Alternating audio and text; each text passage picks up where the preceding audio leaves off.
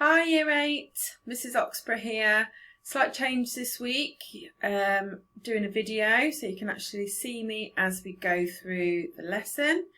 So we're going to carry on. It's week 4 of our Studying to Love poetry, and this week's poem is She Walks in Beauty by Lord Byron. Make sure you've got your fact book with you and your copy of the poem, pen, pencil, highlighter, all of the usual things, and then we'll be ready to go. So, we're going to begin, as usual, as we've been doing over the last few weeks, with a quick knowledge quiz. So, there are 5 terms on the screen in front of you. What I'd like you to do is write them down on a piece of paper, and then see if you can write down what they mean. So definition of each. So we have sibilance, juxtaposition, iambic tetrameter, simile and enjambment. Now there are some in there that you may not have heard of before. Don't worry if that is the case. But there are definitely a couple that we've done before, so you should be able to recall those. So pause the video here, give yourself 5 minutes or so to write those down and come up with the definition. Okay, so hopefully you've had a chance to do that. So we'll go through the definitions now. Sibilance. This is strongly stressed consonants that are used deliberately to produce air through the lips and tongue. So it's words that produce a sort of hissing sound. So I've put an example here, 7 silver swans. You can imagine and hear that S sibilance sound. Number 2, juxtaposition.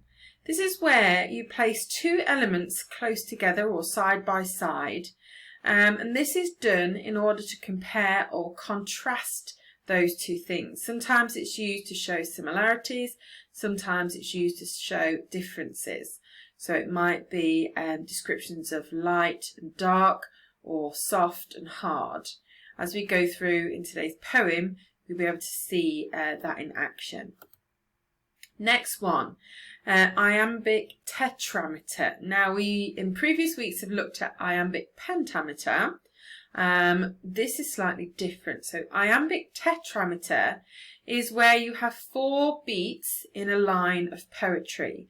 And when the first syllable is stressed, it creates a rhythm when you read it aloud. It's kind of like a heartbeat sort of rhythm. She walks in beauty like the night. It's sort of a dum-da-dum-da-dum-da-dum sort of noise. Next one then, simile. We've done this before, so hopefully this was just revision, where you compare 2 things using like or as. I've just got the wind howled like a dog.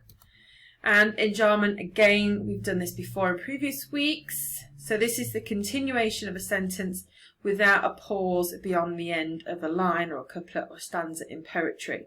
So it's where the line of sort of flows onto the next one. I'm feeling rather sleepy, but I really don't know why. It's just the example we've got there. So 5 terms then. If you had a go at those, you can mark them, give yourself a mark out of 5, and then we'll move on. So reading today's poem, She Walks in Beauty.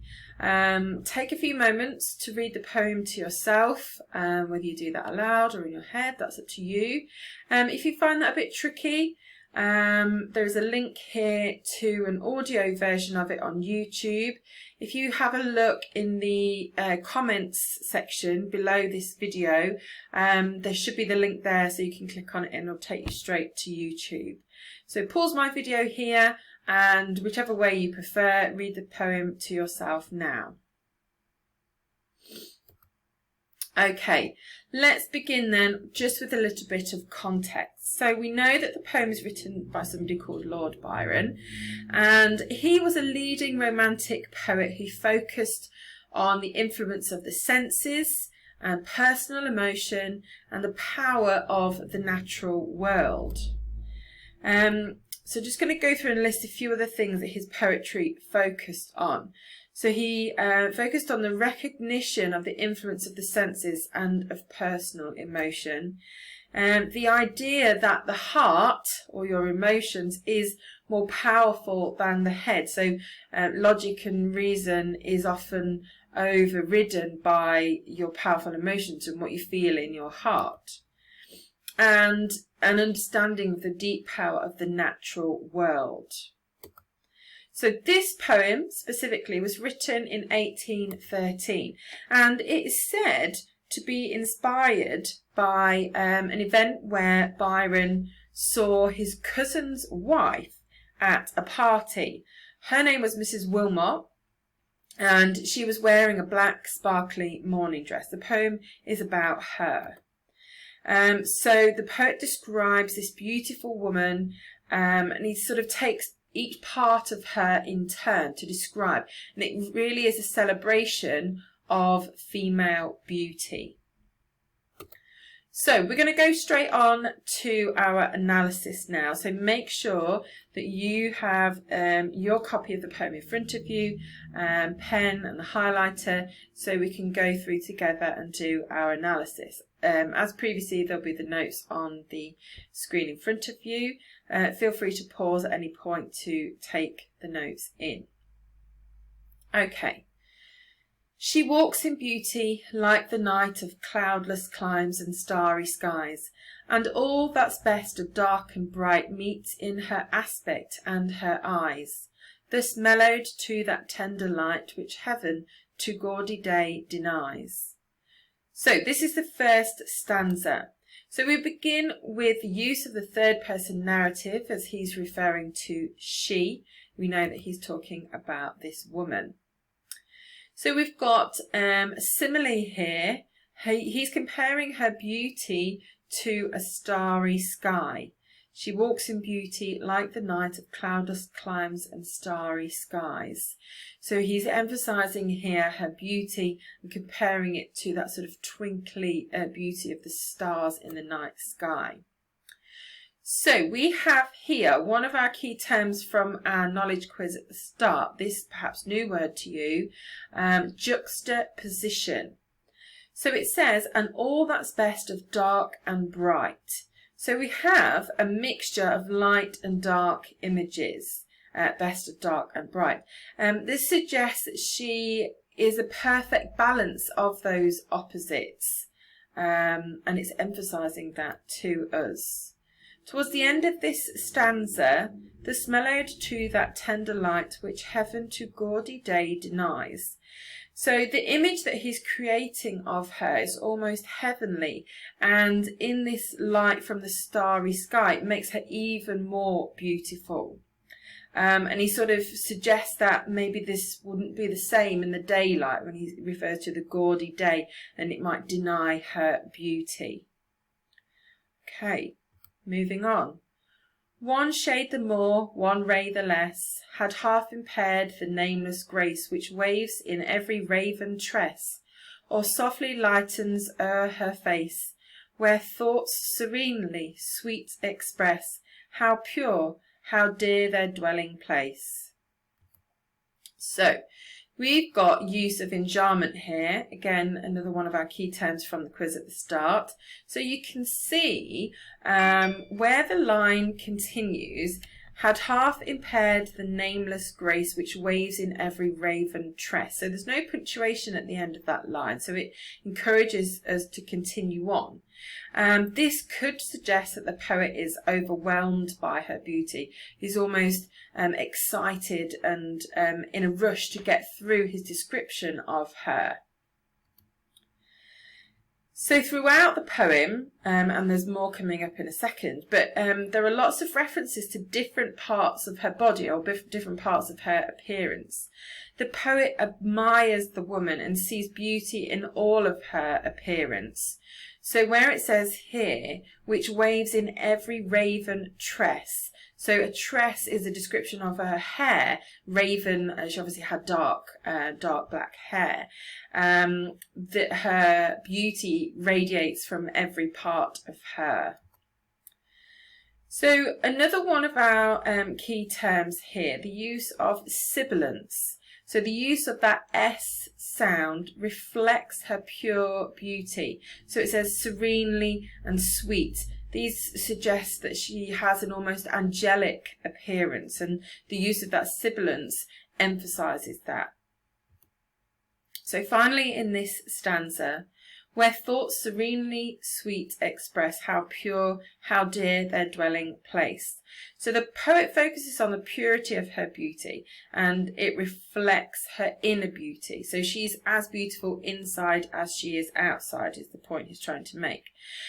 So it suggests that her thoughts and her emotions are pure, and they are reflected in the beauty of her face.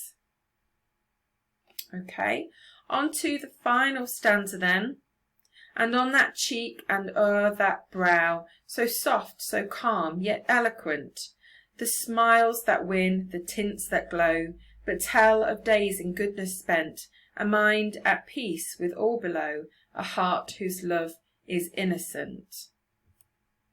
So again here we've got more references to different body parts, and he's truly admiring her full beauty. So he sort of almost goes through, he lists her cheek, he lists her smile, and he's really emphasising that.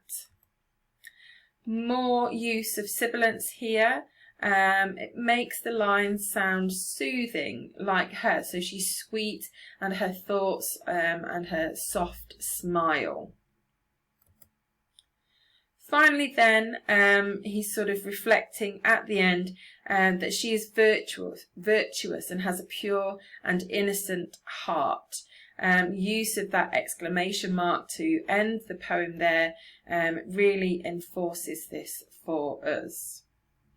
So that's the end of our detailed analysis of the poem. You might want to pause the video here to just give you a chance to go through and make sure you've got all of those annotations on your poem. Okay, finally then, I just want us to look at some of the details about the rhyme and the style of the poem. So, as we've said before, the poem is written in iambic tetrameter, and in an AB rhyme scheme. So this may have been done to reflect the perfect balance of her qualities. What you can do is go through your copy of the poem and see, maybe with your highlighter, if you can identify that rhythm and that pattern, just so that you've got that example. So we have 3 stanzas of equal length. As the poem progresses, it changes focus from her outer beauty at the start and the description of that to her inner beauty and her personality, and he sort of shows that she clearly has pure and sort of sweet emotions and thoughts, and they are reflected through into her outer beauty. So, as I've just said, this could be seen to reflect that the speaker feels her inner beauty is more powerful and beautiful than her appearance. It's also said, this last point here, that it's written to be set to music, so it could reinforce the links with romance. Now, in your fact book, one of the points there suggests for you to have a think about how that might sound or how that might feel, so you could have a go at doing that now. Feel free to pause and make any more notes from this slide, and then that is the end of this week's lesson. Hope everybody's okay, staying safe, take care, bye.